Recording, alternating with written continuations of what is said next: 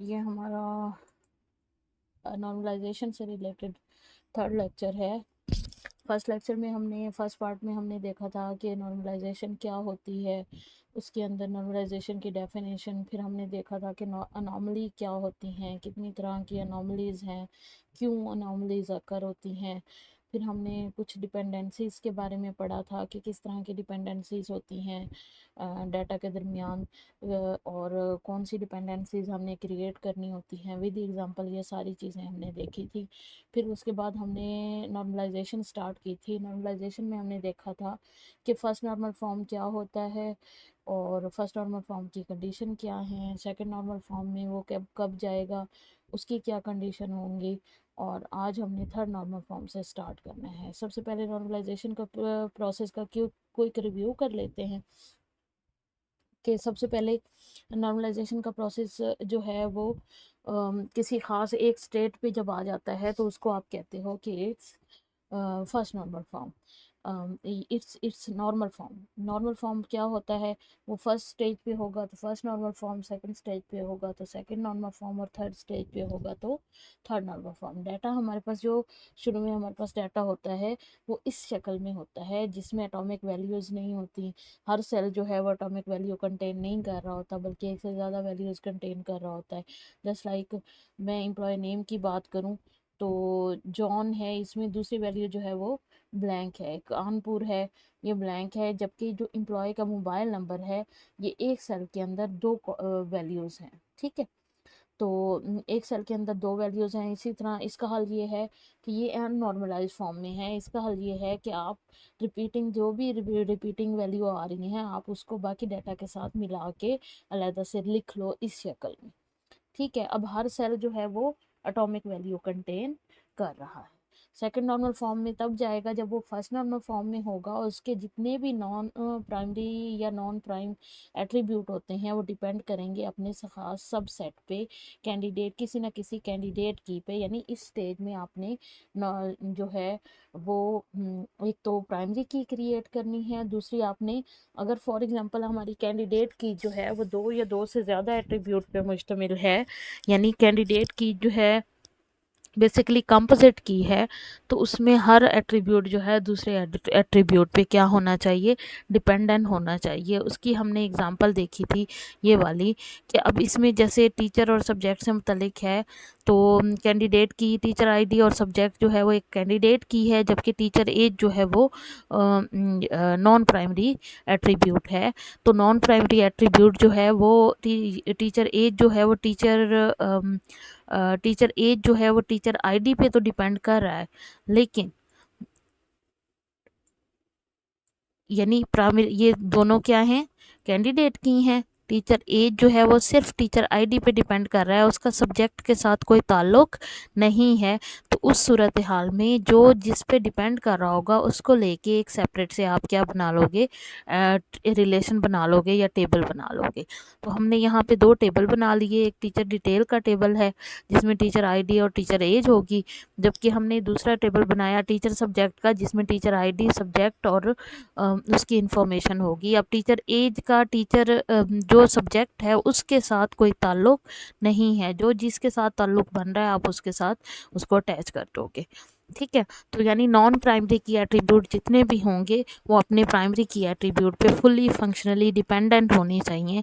अगर कोई partial dependency आ रही है तो आप इस नॉर्मल फॉर्म में सबसे पहले पार्शियल डिपेंडेंसी को ख़त्म करोगे। ईच एंड एवरी एट्रीब्यूट जो नॉन की एट्रीब्यूट है वो फुली फंक्शनली डिपेंडेंट होना चाहिए अपने की एट्रीब्यूट पे, यानी कैंडिडेट की पे, या प्राइमरी की एट्रीब्यूट पे, अगर कंपोजिट की है तो कंपोजिट एट्रीब्यूट पे।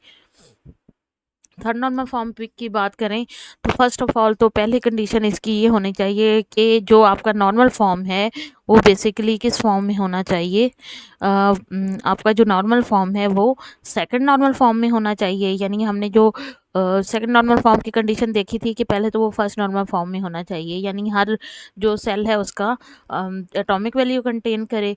सेकंड नॉर्मल फॉर्म में के composite each and every non primary की एट्रीब्यूट जो है वो प्राइमरी की एट्रीब्यूट पे डिपेंडेंट होने चाहिए। इस फॉर्म में ये सेकंड नॉर्मल फॉर्म में बनेगा।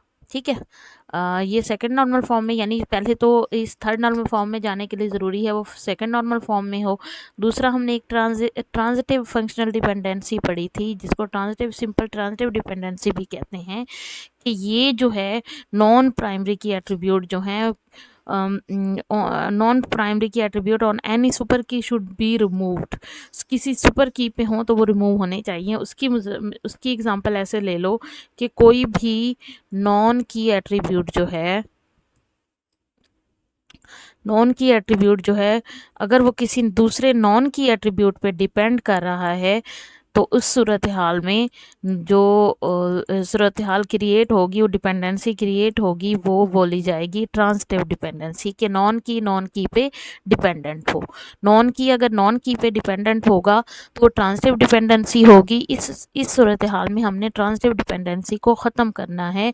जो नॉन की एट्रीब्यूट जो है किसी दूसरे नॉन की एट्रीब्यूट पे डिपेंड कर रहा होगा, उसको मिला के एक सेपरेट से उसका टेबल बना लेंगे, और जो जिस नॉन की पे डिपेंड कर रहा होगा, उस जो यानी जो इंडिपेंडेंट होगा उसको की एट्रीब्यूट बना देंगे, और जो नॉन की होगा वो नॉन की ही, जो इंडिपेंडेंट होगा वो नॉन की एट्रीब्यूट रहेगा। उसकी एग्जांपल ऐसे है कि a table is in third normal form, it is second normal form, और each functional dependency X Y है, वो एटलीस्ट उसकी ये कंडीशन होनी चाहिए, X is a super key of table and Y is a prime attribute of table.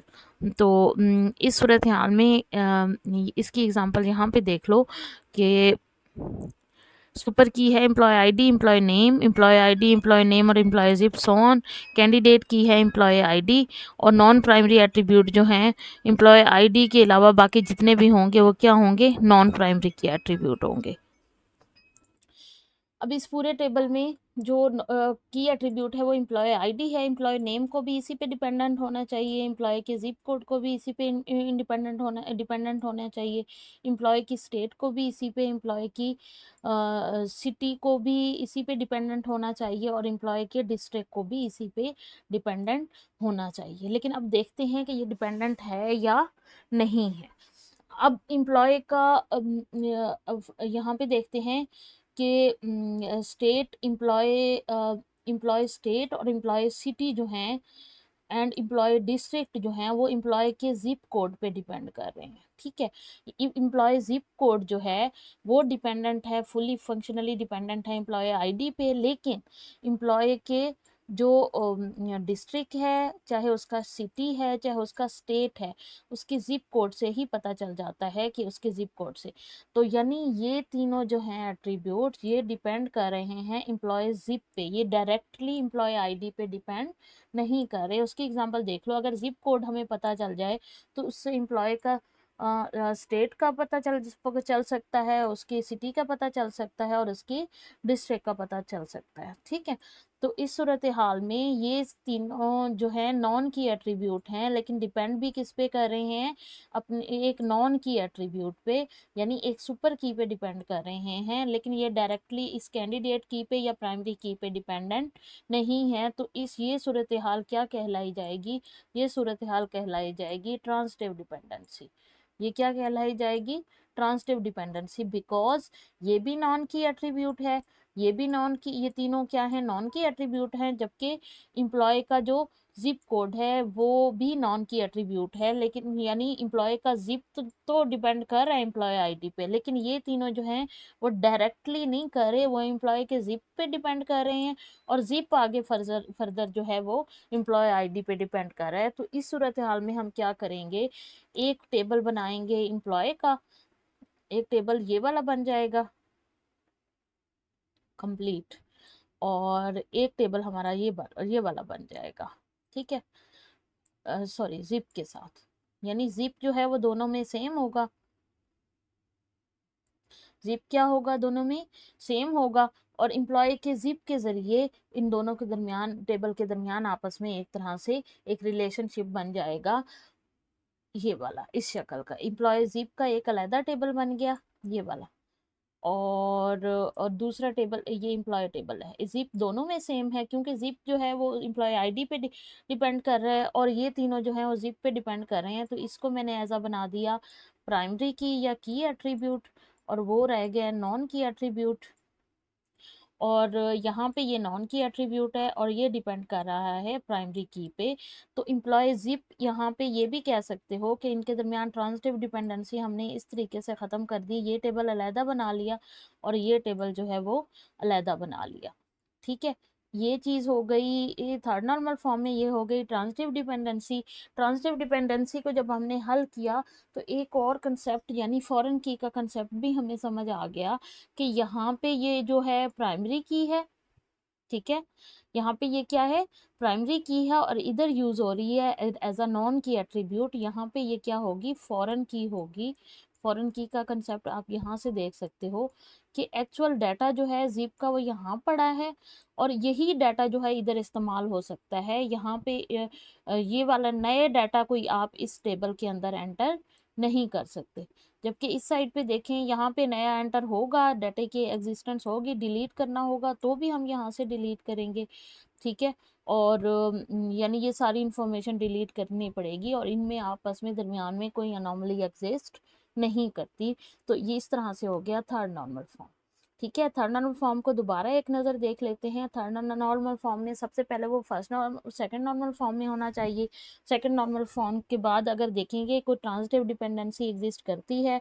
Transitive dependency से क्या मुराद है, ट्रांजिटिव डिपेंडेंसी से मुराद है कि नॉन की एट्रीब्यूट जो है, इससे सादा लफ्ज़ों में नॉन की एट्रीब्यूट अपने किसी नॉन की एट्रीब्यूट पे डिपेंड कर रहे होंगे, वो प्राइमरी की पे डायरेक्टली डिपेंडेंट नहीं होंगे। तो उस सूरत हाल में जो नॉन की एट्रीब्यूट जिस पे डिपेंड कर रहा है उनको लेके एक अलग से टेबल बना देंगे और जो इंडिपेंडेंट होगा उसको एज अ प्राइमरी की बना देंगे, जो डिपेंडेंट होंगे वो नॉन की रहेंगे। इसी तरह दूसरे टेबल में जो नॉन की एट्रीब्यूट है वो वैसे ही एग्जिस्ट करेगा इन दिस फॉर्म।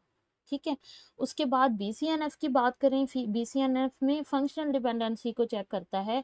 ये थर्ड नॉर्मल फॉर्म की एक तरह से एडवांस फॉर्म है, ये एग्जिस्ट करता है, किसी टेबल में एग्जिस्ट नहीं करता, ये ज़रूरी नहीं है।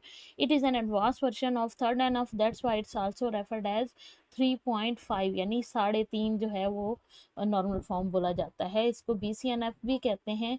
A table complies with BCNF if it is in third normal form and for every functional dependency should be the super key of the table। उसकी एग्जांपल ये देखो, फंक्शनल डिपेंडेंसीज क्या हैं। एम्प्लॉय की नेशनल जो नेशनैलिटी है वो employ ID पे डिपेंड कर रही है।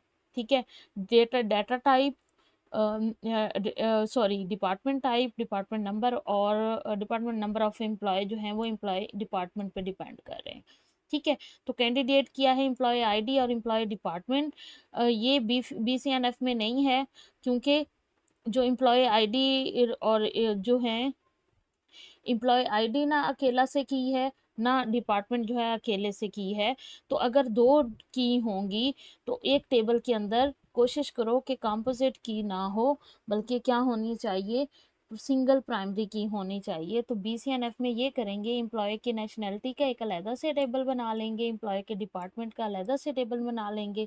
ठीक है, और एम्प्लॉय डिपार्टमेंट मैपिंग का अलहदा से टेबल बना लेंगे जिसमें एम्प्लॉय आईडी और डिपार्टमेंट आईडी को मिला के ही एक अलहदा से हमने क्या बना दिया, टेबल बना दिया। इसमें single employee ID, employee nationality employee ID पे डिपेंड करती है। एम्प्लॉय डिपार्टमेंट का जो टेबल है उसमें डिपार्टमेंट नंबर ऑफ एम्प्लॉय और डिपार्टमेंट की टाइप जो है वो डिपेंड कर रही है एम्प्लॉय डिपार्टमेंट पे।